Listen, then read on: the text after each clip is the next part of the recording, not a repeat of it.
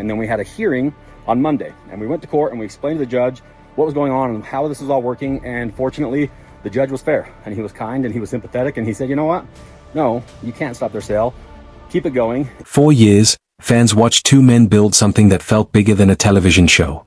They were not just mechanics. They were not just content creators. They were a brand, a brotherhood, and for millions of people tuning in every week, they were proof that two guys with grease under their fingernails and a shared obsession could turn a small Utah garage into a national phenomenon. But somewhere between the roaring engines and the rolling cameras, something started to fracture. And when it finally broke open, it did not happen quietly. It happened in federal court, with U.S. Marshals, with divorce filings, and with a silence from one half of the partnership that fans are still trying to make sense of today. Dave Sparks, the man the world came to know as Heavy D, did not follow a traditional path to success.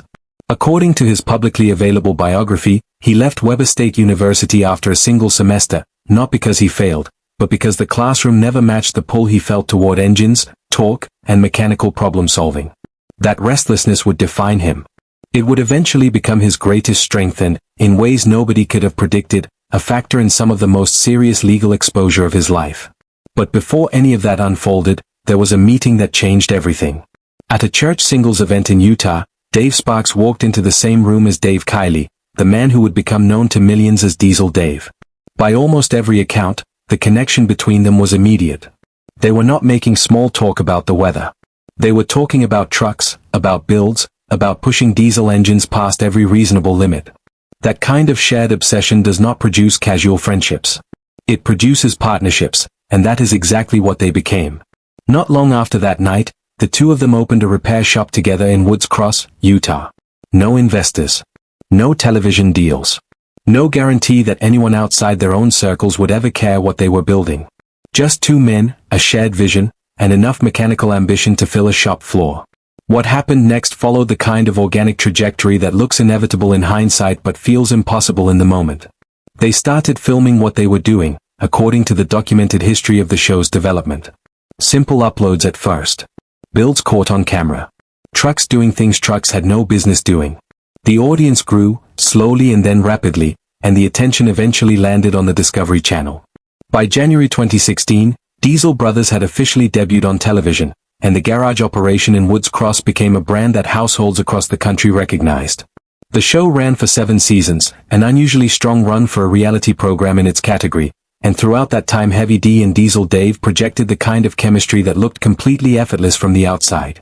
But here is what television rarely shows. The same energy that makes a partnership look effortless on screen can be quietly absorbing an enormous amount of pressure off it. The bigger the brand became, the more surface area it created for complications. And the complications that came for Dave Sparks did not arrive softly. The first major collision came from a direction that even the most loyal fans might not have anticipated. It was not a business rival or a contract dispute that brought federal attention into the picture. It was a group of physicians in Utah who were watching the show and raising concerns about what they were seeing. In 2017, Utah Physicians for a Healthy Environment filed a lawsuit alleging that the Diesel Brothers operation was modifying trucks in ways that disabled emissions control systems, a practice associated with what has become widely known as rolling coal, where vehicles are tuned to release heavy black exhaust. For the medical professionals behind the filing, this was not a matter of entertainment. It was a public health concern, and they brought it to federal court. What made the case particularly difficult to contest was the source of the evidence. According to court filings and reporting on the case, footage from the television show itself was used to support the allegations. Every build showcased on camera, every moment of exhaust clouds and dramatic engine output, had been documented and broadcast to millions of people. The show that made them famous had also created a record that the court could examine in detail. A federal injunction followed in 2018, restricting further modifications that violated the Clean Air Act, the federal law governing vehicle emissions standards. But the legal pressure did not stop there. By 2020, the financial consequences were no longer theoretical. Court records indicate that penalties totaling $761,451 were paid to the United States government, with an additional $90,000 going to Davis County. A year later, legal fees associated with the Utah Physicians case added another $928,602. When the case reached the appellate stage, the court used language that stood out sharply from the kind of measured phrasing typical of regulatory disputes. The conduct was described as flagrant misconduct, a characterization that carried weight not just legally, but in terms of public perception. The original lawsuit had sought damages as high as $114 million, and while the final figure was significantly reduced, the outcome still represented a defining moment in the legal history of the brand. Even as that chapter was moving through the courts, a separate legal challenge was forming from a completely different direction. Diesel S.p.A., an Italian fashion company with more than 5 decades of history built around its brand name, had been watching the growth of the Diesel Brothers merchandise line with considerable concern.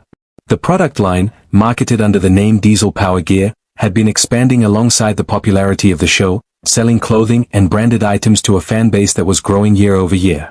For the Italian company, this was not a coincidence to be tolerated. It was an infringement on intellectual property they had built and protected for generations. According to reporting by Bloomberg Law, the trademark case escalated into a full federal trial. By 2023, the court had reached its decision. The business entities connected to Diesel Brothers were found liable for trademark infringement and ordered to pay $11,800,000 in damages to Diesel S.p.A. The original claim had sought roughly $59 million, and the judge reduced the final figure by approximately 80%, calling the initial amount excessive. But even reduced, the judgment was structural damage.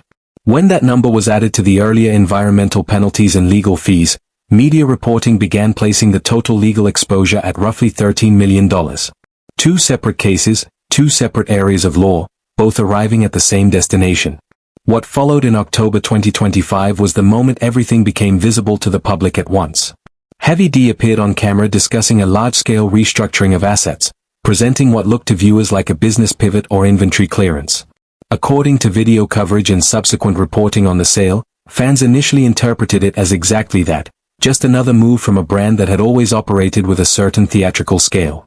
But inside legal circles, the picture read differently. Asset movement during active enforcement proceedings carries specific legal implications, and a federal judge intervened to halt portions of the sale while it was still underway. The concern was not merely about business decisions. It was about financial compliance during an active court process. Then, on October 7, 2025, U.S. Marshals arrived at the Utah shop and arrested Dave Sparks for contempt of court, connected to failure to comply with financial penalties reported at $843,602.23. The man who had spent years projecting an identity built on control, on mastery over machines, on commanding every environment he walked into, was now being taken into federal custody. The announcement he had made just before all of this, the one that had looked confident and forward-facing to viewers at the time, would later be rewatched with entirely different eyes. The silence that followed was striking in its own right. Diesel Dave Kiley, made no public statements.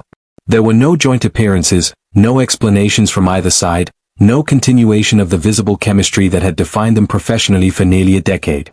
According to publicly available timelines and archived statements, the Diesel Brothers television show had already ended in 2023, not due to cancellation but through a mutual decision both men made to walk away from the Discovery Channel structure and pursue independent content through YouTube. That context matters because it changes how the public silence gets interpreted. The formal professional structure between them had already been unwound before the arrest ever happened. What the arrest did was make the silence final in a way that creative transitions alone never could. Think about what that actually means.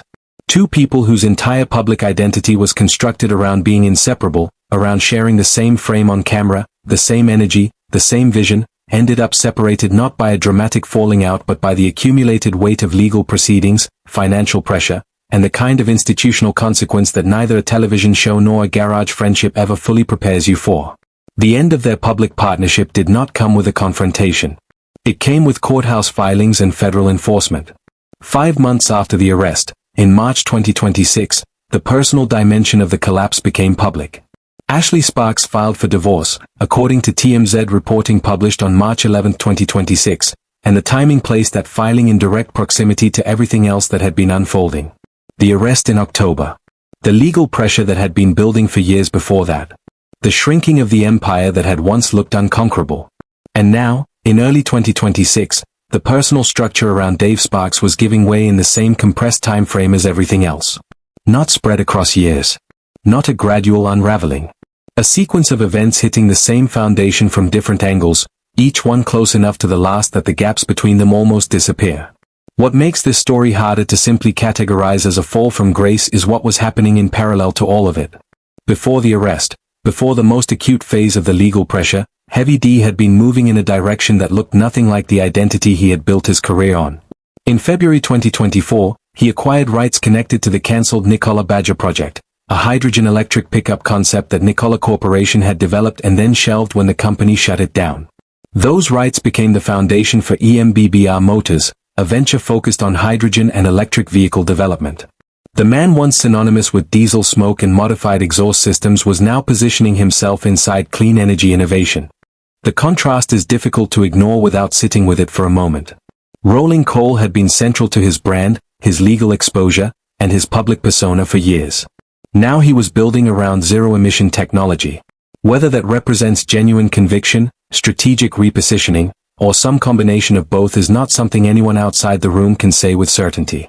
But the shift was real, and it happened during one of the most turbulent periods of his life, which makes it something more than a routine business pivot.